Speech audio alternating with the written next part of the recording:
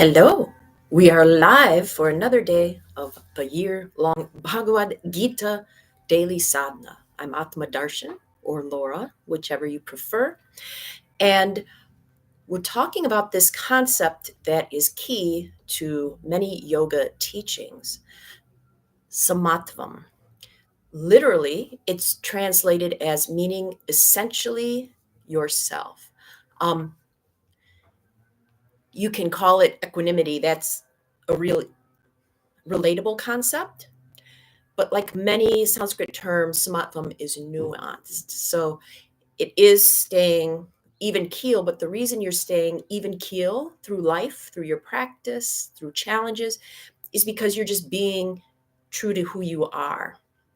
It's because you don't feel like there's a mask that you have to put on and take off, or that you have to hold yourself in a certain way to be in control, to be respected, to be seen as spiritual. It's just totally being yourself, whatever.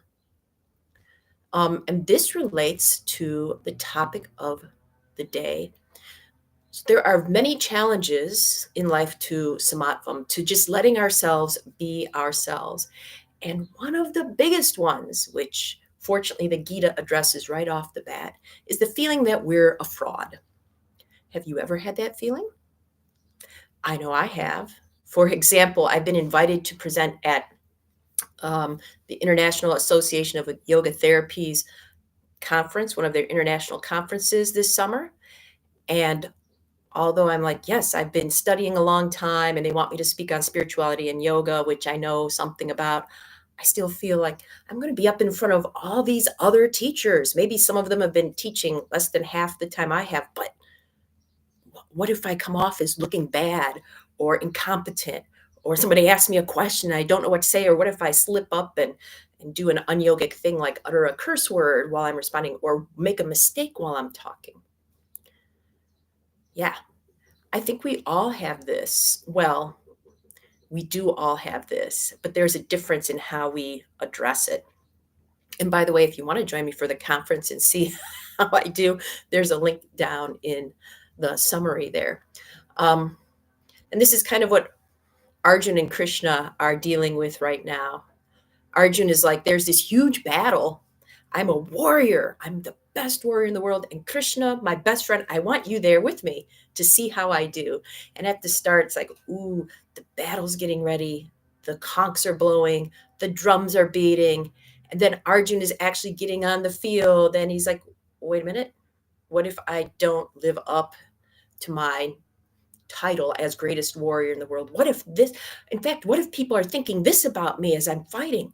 And in chapter one of the things he says is Arjun is afraid that while he's fighting, even though he feels he's fighting on the side of right, other people are going to say heinous things about him. Like they're thinking that we're intent on killing our own family, greedy for the joys of kingship. We're doing it because we're right, not because we're greedy. But maybe I shouldn't do this because I will look greedy. Maybe I shouldn't do this because I'll look like a destroyer of a culture. Maybe I shouldn't do this because it'll look like. And Krishna comes back with, yeah, that's one of the costs of being human and reaching out for your destiny, or just being yourself in the world, my friend. And Krishna actually uses this idea later as a goad. He says, well, if that's where you are, Arjun, let's look at one of your deepest seated fears as a warrior, that you'll be called a coward.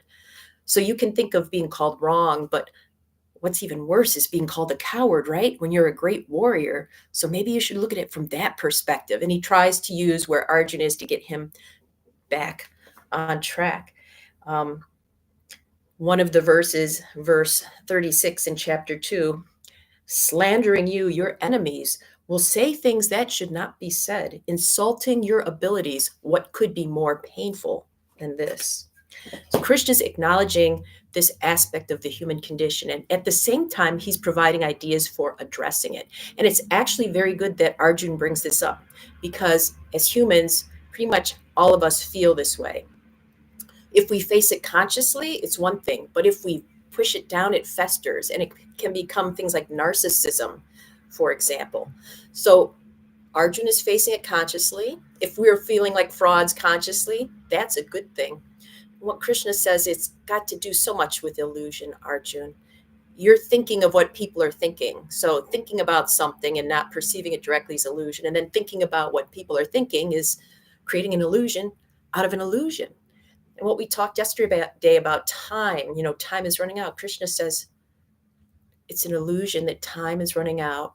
Time is, it's our perception that's inaccurate, that it's passing. Everything that's happened, everything that's going to happen is already here. And who you are is an illusion when you think of how you're portraying yourself to the outer world. Take off the mask and be yourself, no matter what.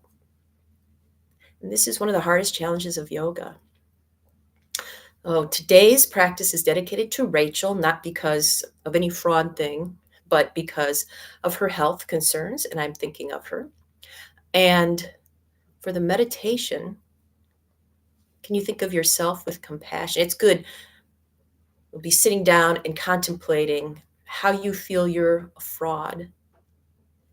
And can you perhaps recognize the illusion behind this? Can you? It's good to face this in yourself, to confront it and to say, is this really true? And how is it keeping me from just being myself? Just being myself. Your beautiful, wonderful self who is created for a purpose, no matter what you think of that purpose. So let's do it. One of the reasons we do balance pose is so that we can become balanced in ourselves. Hello, sunshine.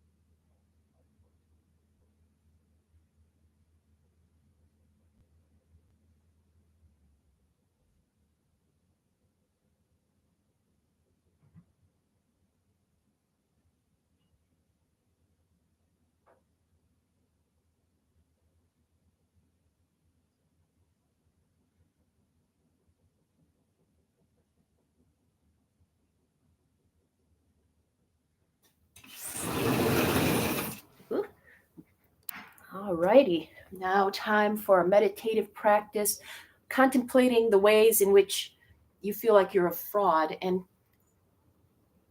how does that affect your ability to be yourself, to just be you. See you in 5. My supervisor here may help you out. Stay there, buddy.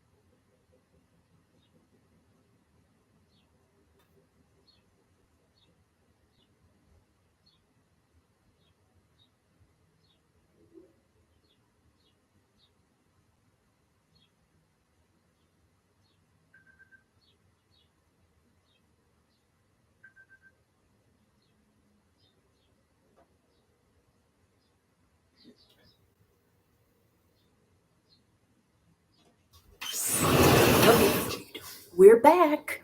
Oh, no, you don't. Do not escape.